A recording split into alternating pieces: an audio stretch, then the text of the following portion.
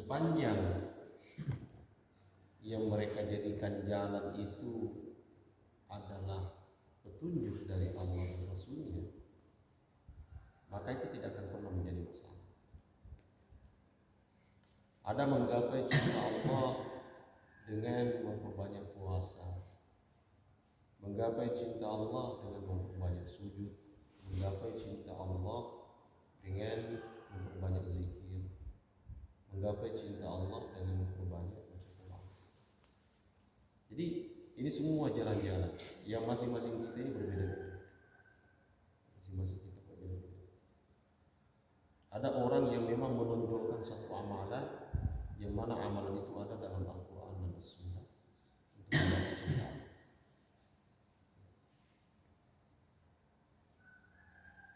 Nah, yang salah kemudian itu kalau dia keluar dari rel, dia mewujudkan cara untuk menggapai cinta Allah itu caranya yang tidak benar. Entah itu dengan cara yang berlebih-lebihan, gulu namanya, seperti cintanya orang-orang yang menjadikan Nabi Isa itu sebagai Tuhan. Itu kan mereka begitu cinta sehingga mengangkat seorang manusia menjadi Tuhan. Sebaliknya ada juga golongan saking bencinya menganggap Nabi Isa itu sebagai anak haram, sebagai manusia yang kejam. Jadi kita kembali bahwa ingin mewujudkan cinta kepada Allah itu harus sesuai dengan Al-Quran dan As-Sunnah.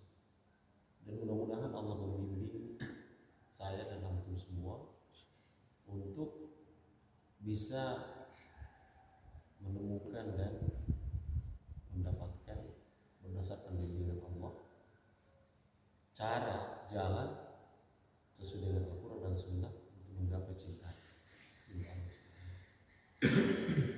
Nah, dalam ayat ini Allah jelaskan secara gamblang alladzina yuqatiluna fi sabilillah, yaitu orang-orang yang berperang. Ini sampai di sini kita. Orang-orang yang berperang. Jadi Allah mencintai orang-orang yang berperang. Kalau dulu di zaman Nabi SAW, ayat ini memang jelas-jelas diperuntukkan bagi mereka yang berjihad di jalan Allah, berperang dengan mengorbankan jiwa dan agama, jiwa dan hartanya. Jiwa mereka menjadi taruhan, harta mereka menjadi taruhan. Para sahabat radhiyallahu anhum, misalnya pada perang Badar, Hunain, dan seterusnya, tidak main-main. Saking mereka inginnya memburu cinta Allah itu, berperang itu bukanlah dianggap sebagai halangan. Berperang itu bukanlah dianggap sebagai perkara yang baik. Malah mereka itu berebut untuk bisa masuk dalam barisan, mendaftar, dan berebut untuk memberikan sumbangsi. Banyak di antara mereka yang merasa kesal, menyesal kalau mereka tidak masuk dalam daftar pasukan yang akan pergi berperang. Dan mereka selalu merindukan ketika mereka keluar tidak kembali lagi. Jihad fisabilillah. Jadi itu yang dimaksud alladzina yuqatiluna fi sabilillah.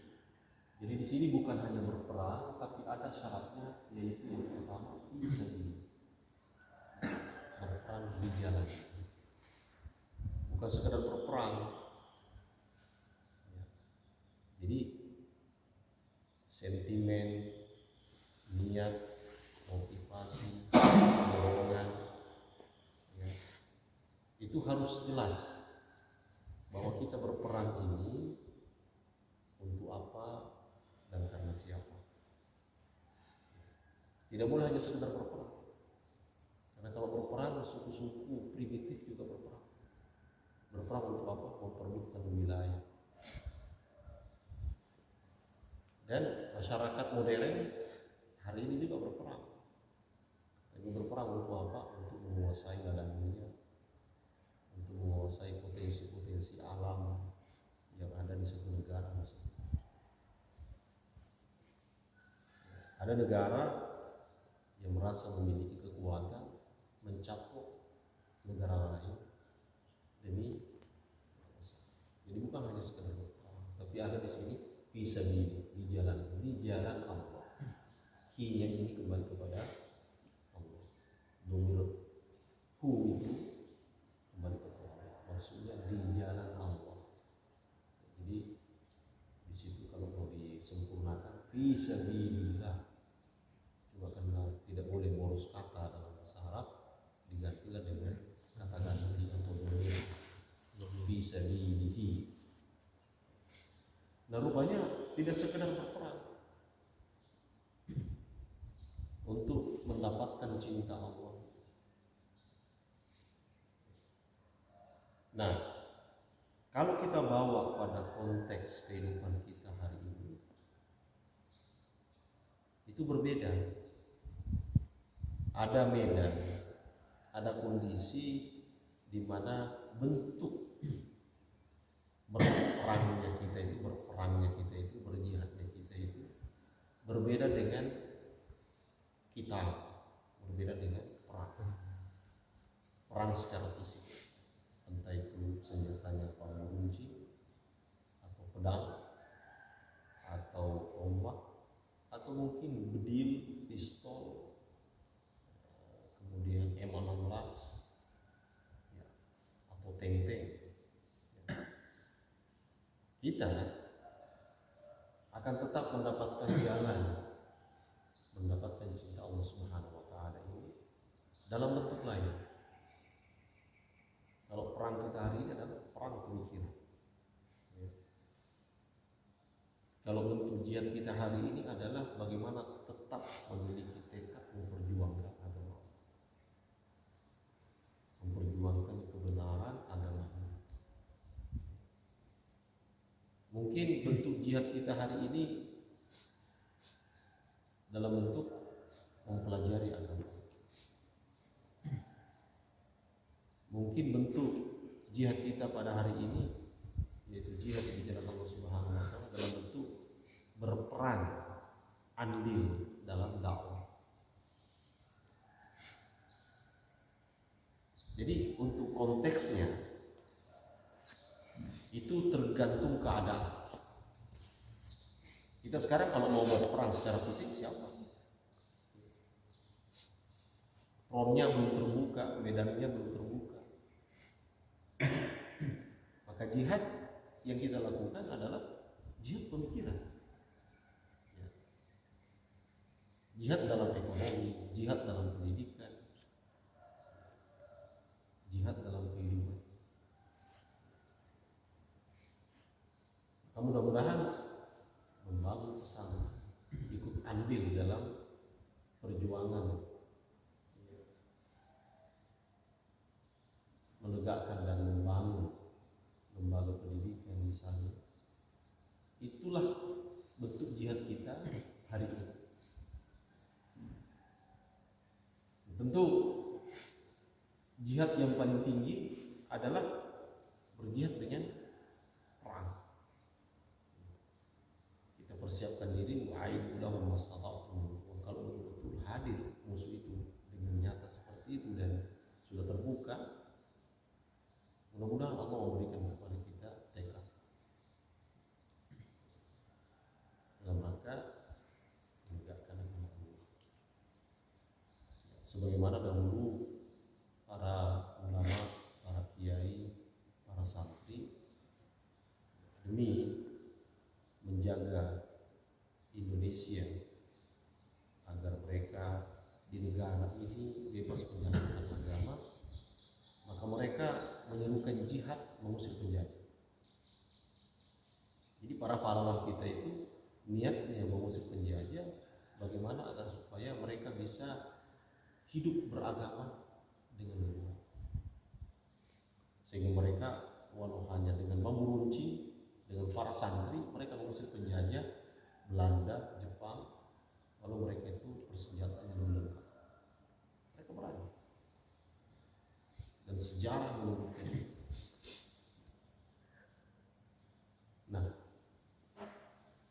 ternyata bukan hanya berperang di jalan Allah Subhanahu wa taala, tapi ada syarat berikut, yaitu sofwan, ada dunia khusus. Berperangnya itu, berjihadnya itu termasuk dalam konteks ketiga, dalam keadaan bersof. Bukan berjuang sendiri-sendiri. Jadi Allah menyebut di sini dalam keadaan bersof. Jadi sudah termasuk di dalamnya umat Islam yang hari ini tidak memiliki satu pemimpin yang sifatnya global. Khilafah tidak ada. Dulu di zaman Nabi SAW itu kepemimpinan terpusat pada Nabi, kemudian begitu juga diwariskan kepada Al-Khulafa Ar-Rasyidun, diwariskan kepada Abu Bakar, kepada Umar, kepada Utsman, kepada Ali. Ada kepemimpinan. Jadi dalam berjuang, dalam berjihad itu harus seperti soft. Soft maksudnya itu ya seperti soft sholat itu. Ada imam dan semua jamaah dalam masjid itu, dalam soft itu mengikuti apa kata imam. Jadi sekecil apapun soft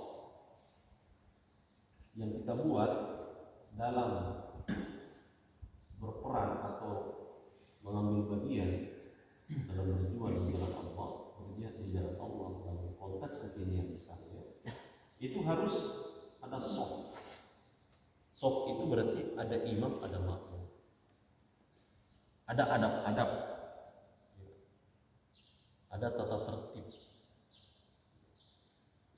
Nah, model berjuang di jalan Allah seperti itulah yang kata Allah, innallaha yuhibbu, sesungguhnya Allah mencintai. Bahkan Allah mensifati softnya itu bunyan marsus. Dia seperti bangunan yang kokoh. Bangunan yang kokoh anggaplah masjid ini. Bangunan yang kokoh itu kan dalam berjuang itu ada jendela, ada fondasi. Ada orang berjuang yang mungkin tidak nampak di permukaan, tidak kesohor dia, padahal dia sangat prinsip keberadaan. Fondasi misalnya kan tidak terlihat. Padahal fondasi itulah yang menjadi kekuatan utama dalam sebuah bangunan. Datang goncangan yang hebat, kalau fondasinya itu tidak kokoh, maka seperti apapun indahnya bangunan itu, sekali goyang hancur.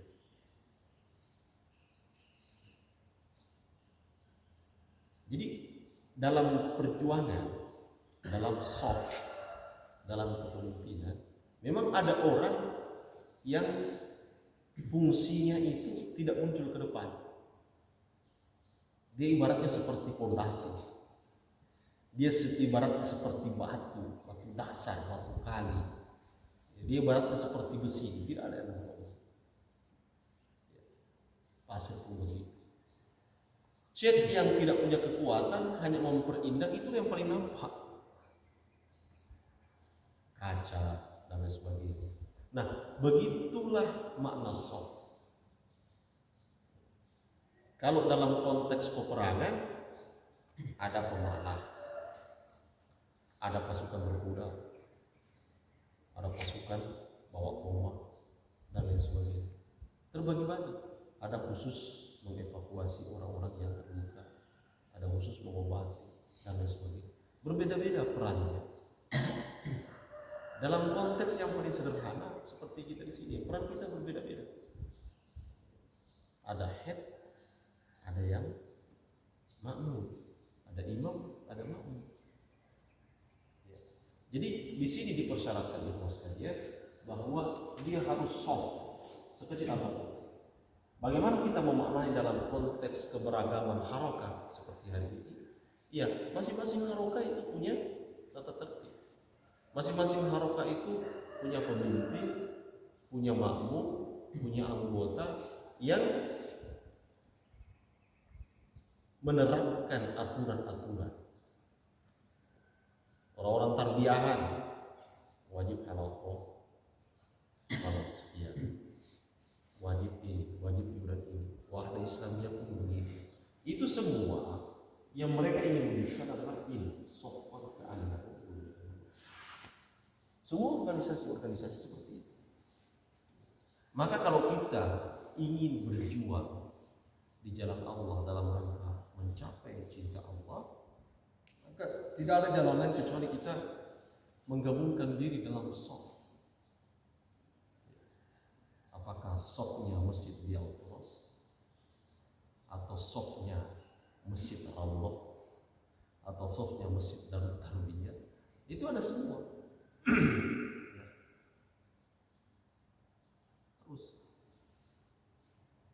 atau kalau antum sudah mampu membuat soft sendiri, bikin masjid sendiri, misalnya pulang kampung seperti Ustadz Yasin itu bikin soft sendiri. Kalau mau menyebutnya ke softnya di OHAK misalnya. Jadi tetap merangkul, mengajak orang-orang untuk terbentuknya satu soft. Karena memang berjuang syaratnya seperti itu, harus punya soft. Berjuang masing-masing benar juga, tapi tidak seperti itu yang diisyaratkan oleh Allah Subhanahu wa Ta'ala. Harus ada soft. Sekecil apapun ada soft. Ada imam, ada makmum. Mau di kampung antum, mau di mana antum, bikin soft. Harus terantar seperti itu. Kalau tidak mampu membuat soft misalnya, Allah masih takdirkan untuk kita berada dalam soft sebagai makmum, ya sebagai makmum. Karena kalau kita ingin berjuang di jalan Allah Subhanahu wa Ta'ala, berjihad di jalan Allah Subhanahu wa Ta'ala dalam konteks kekinian yang seperti kita pahami bersama ini, ya syaratnya juga harus tetap bersoft. Nah, yang salah kemudian, yang fatal itu kalau orientasi hidup kita memang tidak ada di sini, ya tidak ada di sini, apalagi ini. Kita bisa ada di sini, buat sekalian, kalau di sini. Kalau kita lebih dahulu sudah memasang tekad dalam diri kita untuk berjuang, baru ada. Dan memang kalau kita lihat bahwa kunci kesuksesan itu ada di sini. Makanya Ali bin Abi Thalib dalam perkataan yang sangat masyhur, al-haqqu bila nidhami yaghlibuhul batil bin nidham. Kebenaran yang terorganisir, yang tersoft dengan bagus, kebatilan yang tersoft, terorganisir dengan bagus, itu bisa mengalahkan kebenaran yang tidak terorganisir. Kebenaran yang tidak terorganisir, yang tidak tersoft dengan bagus, itu bisa dikalahkan oleh kebatilan yang bersoft, yang terorganisir dengan baik. Jadi memang termasuk konteks hari ini sekalian, kalau kita ingin berjuang masalah soft, sekecil apapun soft itu, sekecil apapun soft. Ya. Apalagi hari ini misalnya bentuk jihad kita adalah jihad pemikiran. Kita ini kan berjuang bagaimana menghadirkan pemikiran-pemikiran yang Islam, pemikiran-pemikiran yang tidak menyimpang. Nah, sementara banyak betul bermunculan bentuk-bentuk pemikiran yang mengancam eksistensi keberadaan agama. dalam isu toleransi saja misalnya, isu toleransi. Memang untuk Indonesia ini, antum memang harus banyak juga mempelajari sejarah. Dalam isu toleransi misalnya, selalu yang menjadi tersudutkan itu banyak-banyak adalah umat Islam. Umat Islam dianggap intoleran. Nah, kita mesti punya daya kritis kalau kita paham sedikit sejarah, apalagi kalau banyak. Kita coba melihat bagaimana kondisi toleransi beragama di 3 masa yang kita alami di Indonesia. Orde Lama di masa kepemimpinan Soekarno, bagaimana bentuk toleransi? Toleransi itu artinya berbicara kerukunan antar beragama. Di masa Soeharto, Orde Baru berkuasa 32 tahun, bagaimana bentuk toleransi? Di masa Reformasi dengan presidennya 4 orang, B.J. Habibie, Megawati, Gus Dur, Megawati, 5 ya, SBY dan Jokowi, 5. Bagaimana bentuk toleransi? Jadi kalau antum ditanya apakah toleransi beragama di Indonesia itu menjadi ancaman terhadap perpecahan Indonesia, karena ini dianggap untuk hari ini kalau antum lihat itu seolah-olah persoalan toleransi itu adalah persoalan yang paling mendasar yang mengancam ya, keutuhan negara kesatuan Republik Indonesia. Padahal kalau kita lihat ikhwas sekalian, kalau kita mau menakar ya, antara potensi ancaman perpecahan anak bangsa, antara masalah kerukunan beragama atau faktor motif agama dan motif politik kekuasaan, kita akan berkata bahwa jauh lebih besar potensinya ancaman perpecahan bangsa itu karena faktor politik kekuasaan dibandingkan faktor agama. Antum tidak pernah membaca sejarah bahwa umat Islam itu membantai orang Kristen di Indonesia, atau sebaliknya, atau orang Hindu membantai umat Islam. Palingan yang terjadi itu riak-riak, ya memang itu manusiawi, karena memang semua kita ini pasti memiliki tendensi agama. Pasti kita mengatakan Islam yang paling yang lain sama. Kristen pun begitu.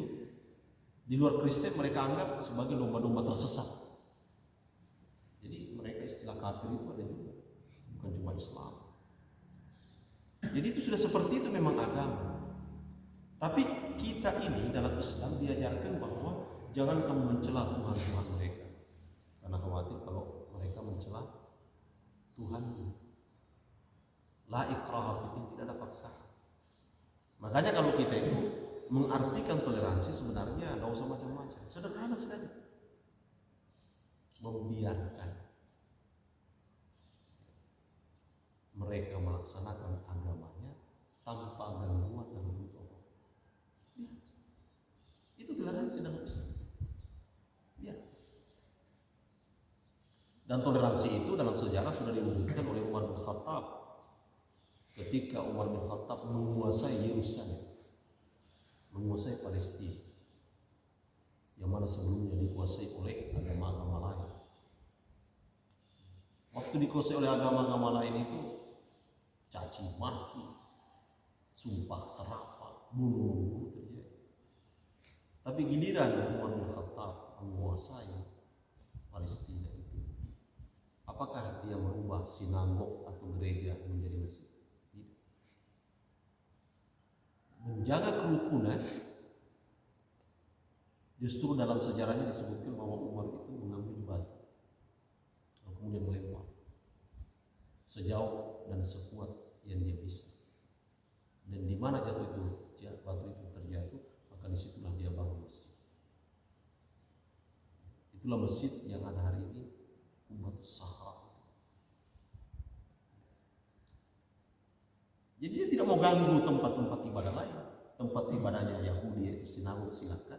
Tempat ibadahnya orang-orang Nasrani yaitu gereja tetap.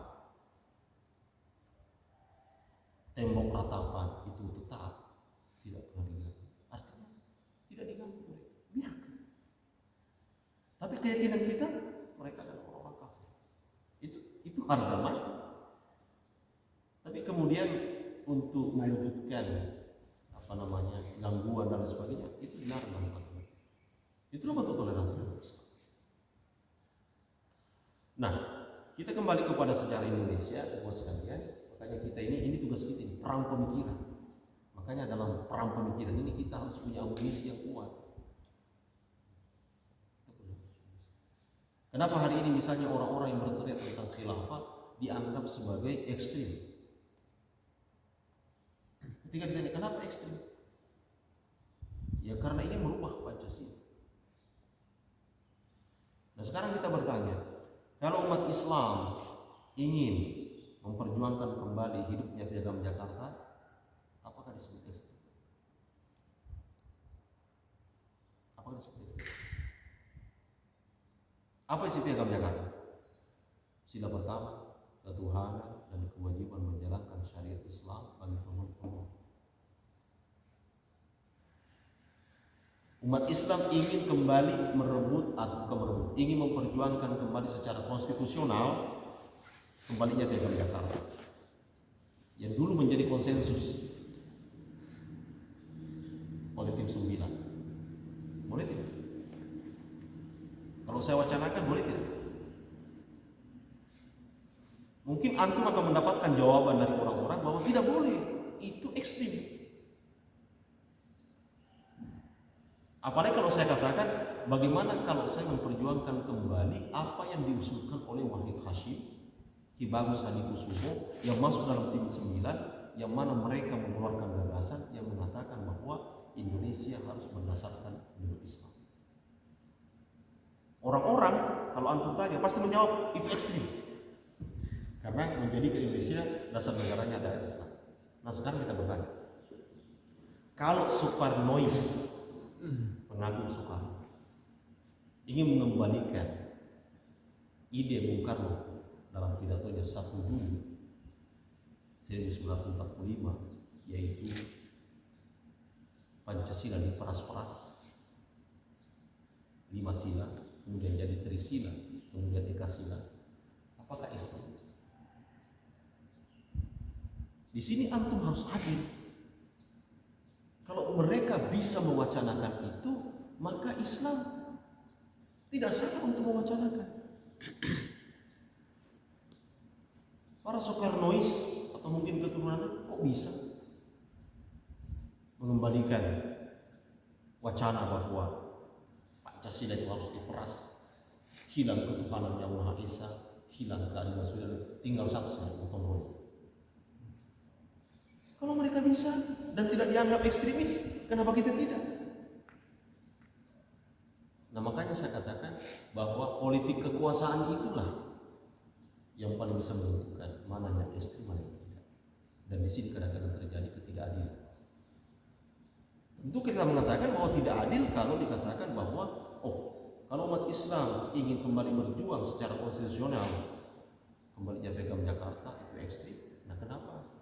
Kalau ada wacana ingin mengembalikan pidatonya Bung Karno di mana Pancasila itu diperas-peras tidak dikatakan ekstrim. Ini berarti tidak adil.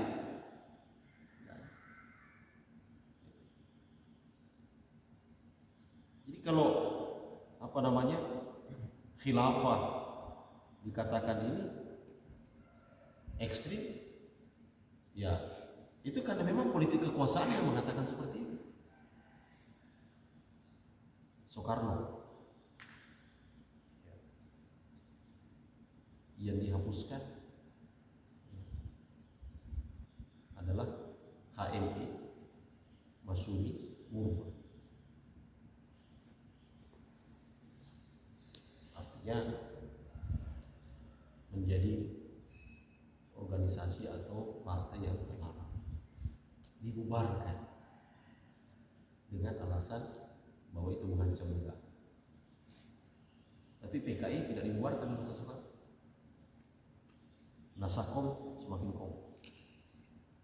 Itulah mungkin kenapa wajar terjadi reshuffle 7 jenderal, 6 jenderal terbunuh, 1 perwira menengah. Ini antum harus tahu di sejarah begini supaya antum punya landasan argumen. Jangan cuma begitu saja. Ini penting bagi kita untuk Islam Indonesia. Itulah Soekarno, Orde Baru, Orde Lama, menganggap ancaman itu justru Masyumi, merubah ayat dibuat. Itu tahun 60-an, di mana segar-segarnya Soekarno menggemakan Nasakom. Berbeda dengan Soeharto. Soeharto yang paling dianggap sebagai ancaman negara itu adalah PKI. Makanya partai PKI itu dibubarkan oleh Pak Harto tahun 26. Jadi di sini semakin menunjukkan bahwa beda politik kekuasaan orang, maka beda pula kebijakannya. Soekarno beda, Soeharto beda. Walaupun di zaman Soeharto ada juga beberapa kelompok Muslim yang mengalami penganiayaan, seperti peristiwa Tanjung Priuk, peristiwa Lampung, ya. Jadi ini yang harus antum tahu. Utamanya dalam bentuk kita berjuang di jalan Allah Subhanahu wa taala dalam keadaan bersoft. Ini orang-orang antum-antum yang di bawah hak harus paham. Sekecil apapun dan sesederhana apapun yang kita lakukan di sini, kita sudah berupaya untuk masuk dalam barisan ini.